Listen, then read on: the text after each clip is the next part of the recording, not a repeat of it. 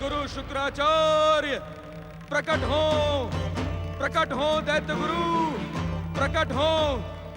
विध्वंसक शक्तियों की बार बार पराजय से राहु का मन खिन्न हो गया है। उसकी खिन्नता का शमन करें दैत्य गुरु। प्रकट हो दैत्य गुरु प्रकट हो।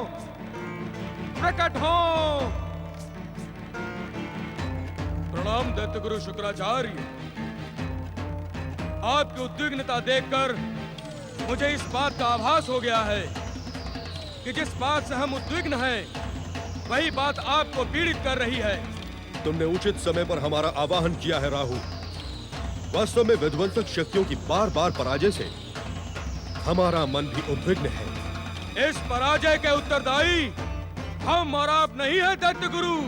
हमें भली भांति ज्ञात है राहु कि तुम्हारा संकेत विध्वंसक शक्तियों के अधिष्ठाता शनिदेव की ओर है। हाँ दैत्य गुरु, शनिदेव के अहंकार ने विध्वंसक शक्तियों को बार बार पराजय का विष पीने पर विवश कर दिया है। हर एक का अपमान करना, हर एक को अपने से तुच्छ समझना शनिदेव का स्वभाव बन गया है। हमें ज्ञात है कि कुछ समय पूर्व शनिदेव ने तुम्हें स्वार्थी और अवसरवादी कहकर तुम्हारा घोर अपमान किया है। दैत्य गुरु, इस अपमान के कारण मैंने भविष्य में शनिदेव की किसी भी प्रकार की सहायता न करने का निश्चय किया है। दैत्य सेनापति राहु, तुम्हारा ये निर्णय व्यक्तिगत हित और शनिदेव को मर्यादा का पाठ पढ़ाने की दृष्टि से उचित है, किंतु क्या दैत्य गुरु? तुम्हारे इस निर्णय से विध्वंसक शक्तियों की शक्ति क्षीण हो जाएगी और शुभ शक्तियां, दुष्ट देवता और छलिया विष्णु इस अवसर का लाभ उठाने में सफल रहेंगे। दैत्य गुरु, आपकी संकेत भाषा मेरे तनिक भी समझ में नहीं आई।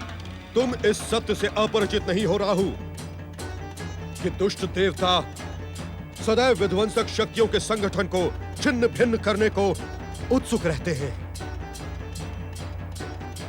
अपमान तो शनिदेव ने मेरा भी किया है। ये आप क्या कह रहे हैं दैत्य गुरु? मैं सत्य कह रहा हूं राहु। विध्वंसक शक्तियों के अधिष्ठाता शनिदेव ने तो मेरा दैत्य गुरु पद ही संकट में घोषित कर दिया था। अर्थात शनिदेव का अहंकार तो दैत्य गुरु पद पर किसी और को सुशोभित करवाने का इच्छुक है। असंभव! दैत्य गुरु का पद आपको शनिदेव के कृपा से प्राप्त नहीं हुआ, अपितु ये पद दैत्य जाति से अनन्य प्रेम और छलिया विष्णु के दैत्य जाति के विरुद्ध घोर अन्याय के कारण प्राप्त हुआ है। हम और पातालवासी असुर शक्तियां इस महान पद के लिए आपके अतिरिक्त किसी की कल्पना भी नहीं कर सकते। अहंकारी शनिदेव का यह कहने का दुस्साहस कैसे हुआ? शनिदेव के दुस्साहस ने ही तो मेरे मन की दुविधा को झकझोर डाला था। हर ओर से निराश, हताश और उदास होकर हमने अपने मन की दुविधा के शमन के लिए दैत्यों के आराध्य भगवान शिव से प्रार्थना की। तो क्या भगवान शिव ने आपकी उद्विग्नता का शमन किया? आशुतोष भगवान शिव को सच्चे मन से याद करने वाला कभी निराश नहीं होता। इसीलिए तो वो भोलेनाथ है। भगवान शिव जीव जाति, धर्म और पद से नहीं, अपितु कर्म से प्रेम करते हैं। क्या कहा भोलेनाथ ने? दैत्य सेनापति राहु, भगवान भोलेनाथ ने भक्ति का दिव्य ज्ञान प्रदान करते हुए कहा कि सतयुग भक्ति प्रधान समय है। इस युग में भक्ति और श्रद्धा दोनों की महानता विकसित होगी। अर्थात इस समय विध्वंसक शक्तियां युग परिवर्तन की धैर्य के साथ प्रतीक्षा करें। कब होगा यह युग परिवर्तन दैत्य गुरु? उत्तेजित न हो राहु। भगवान भोलेनाथ ने हमसे स्वयं कहा कि युग परिवर्तन और असुरों की भूमिका प्रारंभ होते समय हमारा संकेत स्वयं प्राप्त हो जाएगा। हर हर महादेव। राहु, हमें शिव कृपा पर पूर्ण विश्वास है, किंतु हमें शनिदेव के अहंकार का कुछ न कुछ उपाय तो करना ही होगा दैत्य गुरु। प्रतीक्षा करो राहु।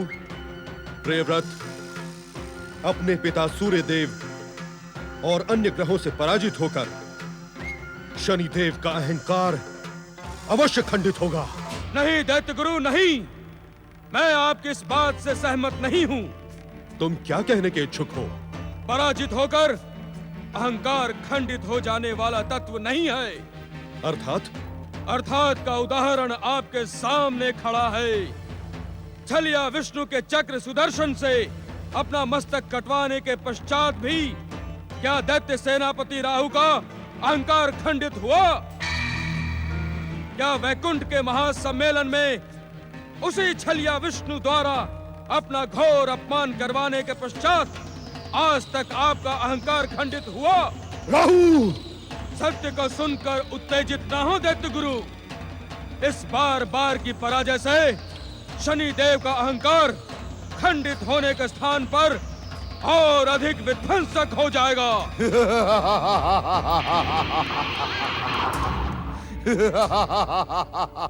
जीवन में पहली बार तुम्हारे मुख से सत्य सुन रहा हूं राहु।